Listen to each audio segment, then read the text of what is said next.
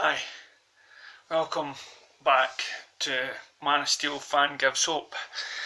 I don't know how bad the light is in this, but anyway, this is going to be a wee bit more personal about my passion of DC Comics and what got me started into it. In the background, I'll be playing some probably videos of my past, and this one in particular was something I always dreamed about. Sadly enough, when it came to putting it on YouTube, it can't be seen everywhere because of copyright music. I had the Superman tune playing on it and had to change things, and when it came to putting it on, I had it at the wrong settings, blah blah blah blah. Anyway, DC Comics. Now, when I started growing up in Glasgow, when I was young, there were no comic book shops, hardly anything. Occasionally on the telly you would get maybe a wee cartoon here and there, but not, like the Scooby-Doo and Batman thing. But mainly it was Adam West, Batman you would see. So it was sort of not really the real role of the heroes that I was first introduced to. But the idea of being a superhero was very much in every kid's dream, even though we hardly knew anything about them. There is pictures of me, I won't show in this.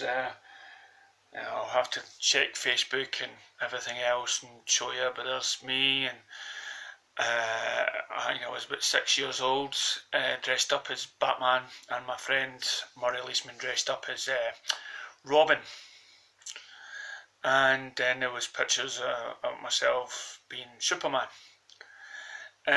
So, as I say, the only time you would get a comic, say, was if you popped into a local corner shop and a newsagent shop. Don't know, it's a basic place where you buy newspapers, and on the back of the wall you would see some newspapers, and on that there might be some comics, and then eventually, there will be an odd comic here and there where it would be Marvel or DC, so you would end up picking one up and reading it, and then maybe handing it over to somebody else. There wasn't the thought of there wasn't a thought of buying collecting them, so to speak. But it wasn't. But you had your Superman movie, your Christopher Reeve, as you can see. It's me doing my wee speech bubble Clark Kent thing.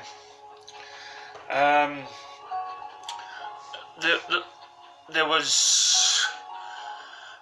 not until Christopher Reeve movies, you would watch it and watch it and watch it, and read the comics, and it's not until later on in life you suddenly realise that the movies and the comics were different.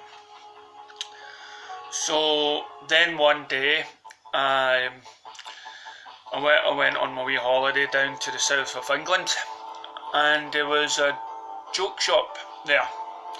So I went in, just looking for jokes, and in one of the back shelves up the very top was The Dark Knight Returns. I'd sort of Batman, I want to buy that, and I had to beg my mum and dad for the money, and I was on holiday, so I read it, and it blew me away as a young boy. I never thought, oh, is this what comics are like? This totally threw me and made me interested in buying comics. So it's then I would go to some sort of market someplace where they would have boxes of these American comics, and pay for it, and any chance I get I would go out and buy the comics. I read some Marvel, I read some of the X-Men comics. They had the original X-Men with was it the yellow suits or grey suits? I think it was yellow ones, and it was the original team of X-Men. But you know, I was either sticking with Spider-Man or the Hulk. Those were only characters that seemed to jump at me. But I was then again, as I was reading the Spider-Man comics and Marvel comics, even it's a Marvel thing to speak to you as though you're you know, that you're a part of the storyline. Now a lot of people are like that. It wasn't for me. I felt like I was getting treated you know, like a young kid, which maybe I was back then, but it didn't appeal to me, where somehow DC Comics seemed to appeal to me on a more mature level, and it made me feel good reading it. And then, as I say, I drifted in and out of comics then, and then the Tim Burton movie Batman came out, and straight away I had found something to be passionate about apart from Star Trek and Star Wars. This was something I could get into. It really, and it thrust me back into the comic world again. It thrust me into it so much that you know, it made buy anything with the logos on. And then so after that, you know, comic book shops started happening over where I stay. You know, a place called Forbidden Planet opened up, and they had lots of comics that had graphic novels. The graphic novels was the thing for me to buy. Not because it was centred in the town and not in my local town or village. I would have graphic novels was the next best thing, because it told you the complete story. You didn't have these shirts everywhere for this one-off comic. So then my graphic novel collection started, and years later I discovered that I could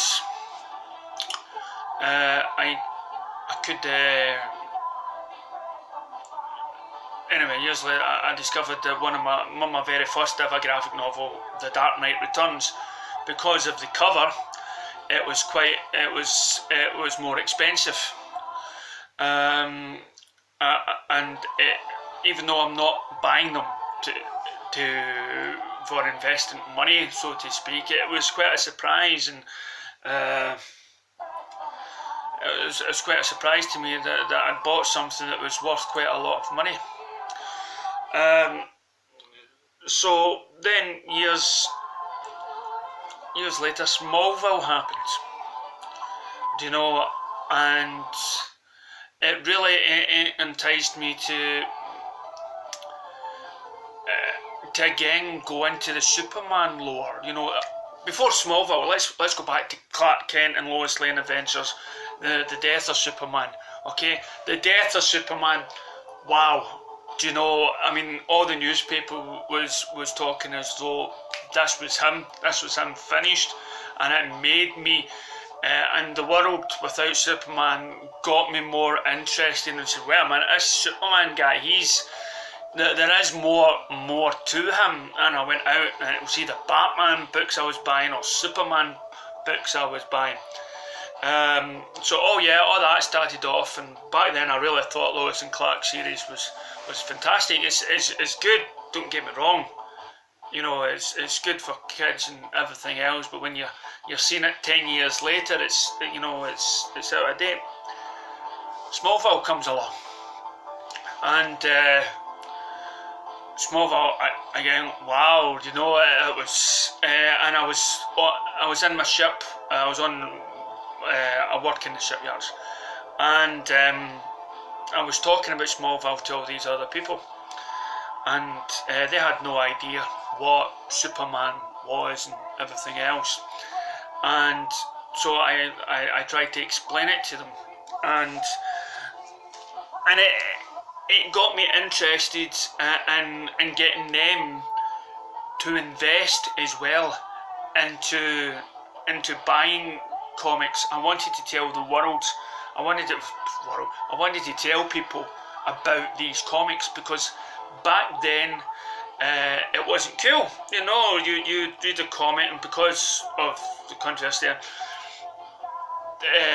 it wasn't thought of, you know, it was thought of as a kid thing. But now you go into comic book shops and you see a different variety of people and different age groups and everything else. And this bit behind me, this is a footage of me, as I say, skydiving, and for some reason it's pausing. But that was something else, you know. You're doing it. I was up in the sky and I was, you know, flying like this, trying to be Superman, you know, and it was wow, you know. And so, but up there, you suddenly realise that